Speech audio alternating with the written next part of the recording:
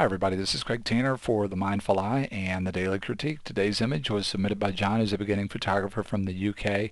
John says he shot this in a wooded valley near Blackburn, Lancashire.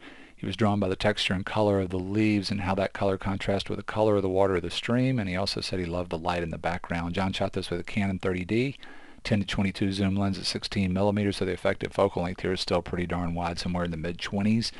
And John says at ISO 100 and at f11 he took three different shots, three different shutter speeds, and then layered them together to extend his dynamic range here.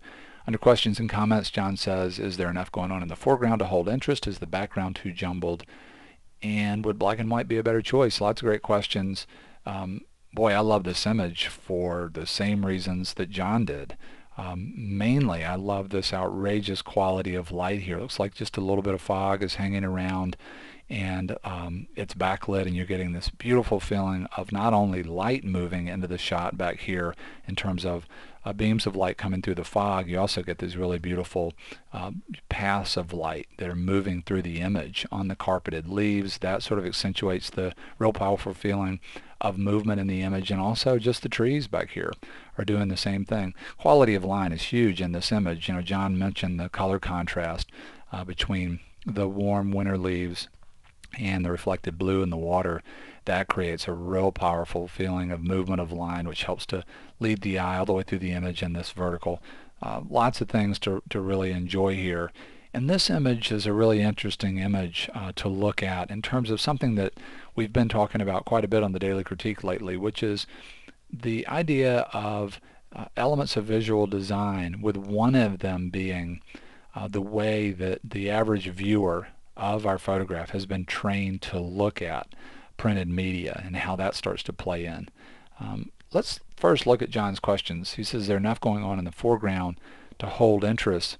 And what's really interesting to me is that in the color version, the foreground for me gets lost a little bit, and here's why.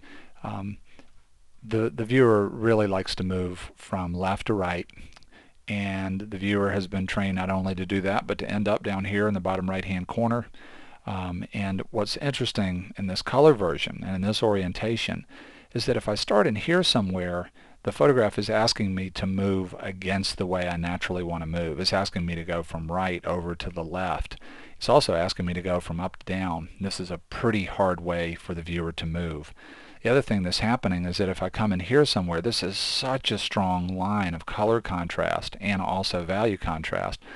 Now I'm being asked to end up in a corner that I'm not used to ending up in, and I'm still being pulled against this grain of movement that goes in this direction.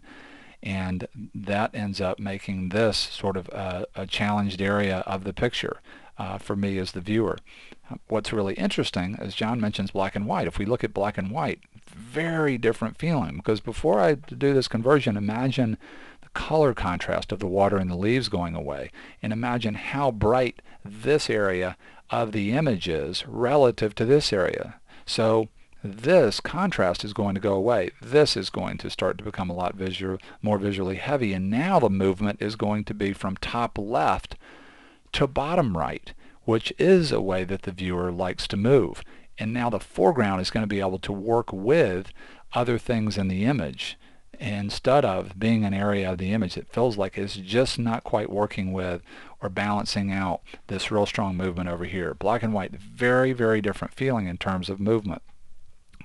Be curious to hear from other people if they feel the same thing. To me, after I converted to black and white and let that sit here for a minute, the movement now starts to seem to be a lot more natural to my eye. And I can imagine working on this from here and ending up with a variation that I like a lot. You know, one of the things that I would do here is I would come in on a blank layer in soft light blending mode. Let me make that layer active.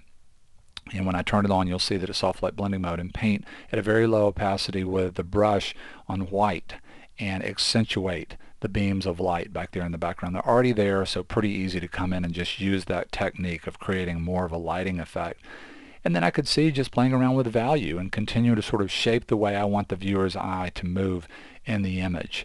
But I do like black and white version quite a bit here. Something else that this image makes me think about is a variation, particularly if we're talking about color, where let me make this active again down here, where we come in and put on a longer lens and just shoot a panel of the image that looks like this, because again, I'm going to be working with the way the eye wants to move here, real strong on this top left to bottom right diagonal, and it really gets rhymed and accentuated by some of the very strong lines of the trees. In contrast there's some real simple rhythm back in here. The boulders here and here and here now really play very beautifully off of this half circle. This area and this area can balance each other as a reflection right next to each other. The quality of light is very strong all back in there, and if we could bring that out. So that's another variation that I think about here. And here's something that's totally fascinating to me. If we take the color version based on this idea of visual movement and we flip it horizontal, it has a very different effect, because now the movement is sort of congruent with left to right. If we start here, we go in this direction. We start here, we end up here. We move from left to right, which is how we want to move, but we end up on the page in a place that's more comfortable for us. This diagonal starts to play in a way. This starts to play with the rest of the image now in a way that feels a little bit more congruent. You know, if I had this variation, again, I definitely would pop the idea of the beams of light using that technique of creating a lighting effect in the background. I'd also bring up the RGB, the red, green, and blue, by adding more saturation. I think you could add even more than I've added. Here's before and there's after right there. Something else, if you're open to flipping this and now you're going to really sort of move away from the reality of the situation, something else that you could do, take quite a bit of work, but you could use another layer and warp this image from the interior and make this bank more rhythmic with this bank to unify the color version even a little bit more. Here's a hideously rough, just to give you a suggestion of what I'm talking about. And this is if you're really open to changing the editorial content. Lots of things to think about. You might think, well, so what? This is just you, Craig, talking about a bunch of stuff after the fact. What does it have to do with shooting? It has everything to do with shooting. If you're interested in design at the level of shooting traditionally, trying to communicate to a lot of people with your photographs, we talk about the language of design here because it does matter if you're trying to communicate to a lot of people.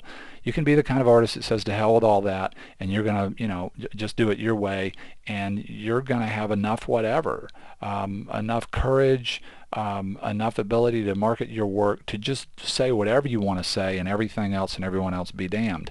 That's real hard to pull off. If we're going to think about design, then one of the things that we should think about is how the viewer wants to look at the image.